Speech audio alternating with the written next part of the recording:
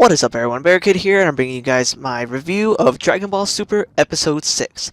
Okay, before I go any further into this review, I just want to say real quick that overall, I personally like this episode a lot more than last week's episode. I got a few people wondering why I made it sound like I was hating on Dragon Ball Super.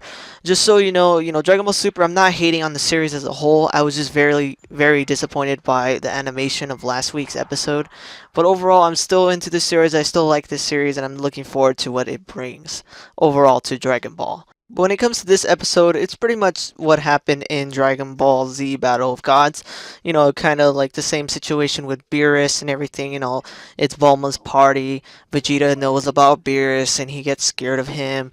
And then he has like the flashback about his dad and all that crazy stuff. But the thing that's really crazy, the thing that I liked about this version of it, is to me, they kind of made it seem like Beerus is even stronger than what was implied. Like, I'm not saying he's like crazy unbelievably stronger than what we know already, but simply it gave more of an eeriness to him. It gave more of like an unstoppable feelingness to him. And that's one thing I really liked that this series did when it came to Beerus. We got to see the flashback about, King Vegeta and Beerus and why exactly he was having his foot on top of King Vegeta's head, and it turns out it's simply because he felt like he was disrespected by King Vegeta because of something about a pillow. Like he wanted the most softest pillow in the universe.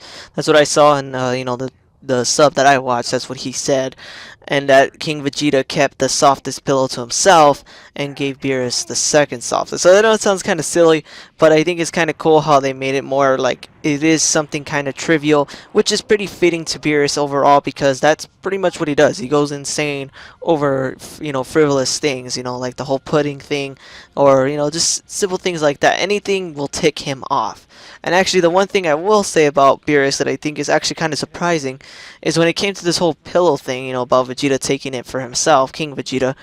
I'm surprised he didn't blow up the planet right there, because honestly, Beerus is just crazy, and anything will set him off. Anything simple will set him off, and something as crazy as disrespect, to him, I'm honestly surprised, the planet wasn't blown up right there.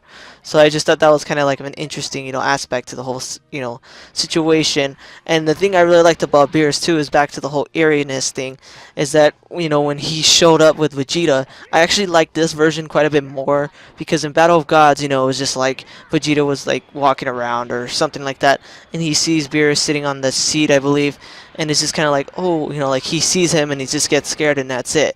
But whereas in this version, it was more like he sensed him kind of like in a way, but he didn't know where he was, and Beerus was kind of like toying with him, messing with his head, and it even scares him by going, ah, like he jumps up behind him. So kind of get more Beerus, more of an eeriness to them. And then also when he sees Beerus, Vegeta starts running at him, but then Beerus does some type of weird technique or something that makes Vegeta fall straight to the ground, which is actually something that wasn't seen with Beerus before. We've never seen Beerus do something as crazy as just looking at someone and it literally drains their energy to the point that they fall on the ground. I'm not exactly sure what he does, like if he does some type of like weird mental thing to them, or if he actually does something that literally makes their energy drop. But overall, I thought that was actually pretty interesting that we get to see a new aspect of Beerus's power. He can literally sap someone's energy by just looking at them. I don't know if it's because he gives them like a burst of his power and they like can't handle it, or if he actually drains their power. But overall, regardless, it's pretty much he does something and he has his power to make someone collapse without even fighting them. So I think that was pretty cool. And then after that, we got to see the scenes, where Bulma meets him. See that funny scene of Yamcha hitting him in the back, which actually was kind of stupid about Yamcha. Yamcha's always messing up, and we get to see him do something crazy like that, and it just seemed really like, oh my god, Yamcha, you're a freaking idiot. And I know a lot of people are actually like, what the heck, how can he even move Beerus when Super Saiyan 3 Goku, was punching him and nothing was happening? But, overall it comes down to the whole, they're not ready. He wasn't ready. It was just like simply, he was just chilling. And it was able to move him. That smack was able to move him because he wasn't like in a fighting stance or excelling his energy.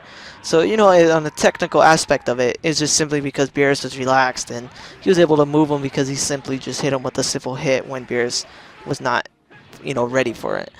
And then we get to see, the other scenes where, freaking Trunks accidentally squirts him with the water gun and he gets mad, and Vegeta actually stops his anger with, by making more of those like octopus wasabi balls or whatever the heck that he was eating that he liked. Which personally I actually like that a little more than the Battle of Gods equivalent, which was Vegeta doing that dance. I kind of always felt bad about Vegeta doing that dance in that movie, so I guess Vegeta fans could be a little happy that that dance is pretty much technically non-canon now because Super is pretty much the truer version of this whole situation. So, it's kind of funny that, they switched the dance with him just making food.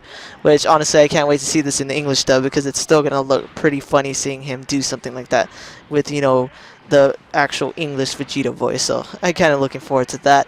And then, it leads to Beerus getting mad at Majin Buu because he doesn't want to share the pudding, and it starts the whole fight up similar to that of Battle of Gods.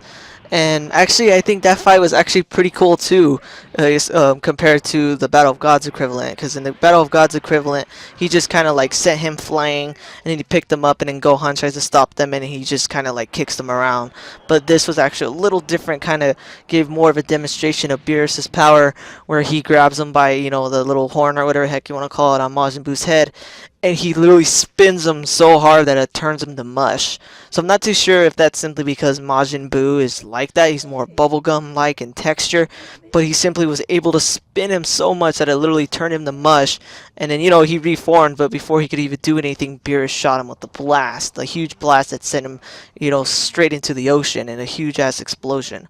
So I kind of wonder, did Majin Buu survive that? Because, I know Majin Buu has high durability. He can, reform after taking huge punishment. But this is Beerus we're talking about here, and even the smallest amount of energy can blow up a planet from this guy. We see Beerus, in the last few episodes, we saw him let a tiny orb of energy that looked as big as like a golf ball, and it sends the whole planet into exploding. Yet this blast is more of a bigger blast, more of an energy attack. So I'm not too sure, if Majin Buu will even be surviving this. Overall, I think he probably will. I'm pretty sure we won't get someone killed off. But, it's going to be pretty crazy. I can't kind of admit, I wonder if, he would be able to survive anything like this.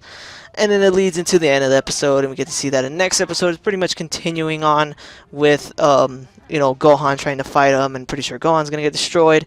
And the episode name implies that we're going to get to see the scene of him getting angry at Beerus for hitting Bulma. That's actually the title of the new episode. I believe it's like My Bulma or something like that. And, that's actually going to be really interesting to see. I really can't wait to see what they do with this version, what they're going to do to make it different. But overall, when it comes to this episode, I personally liked it. I didn't have anything against it. I wasn't disappointed or anything.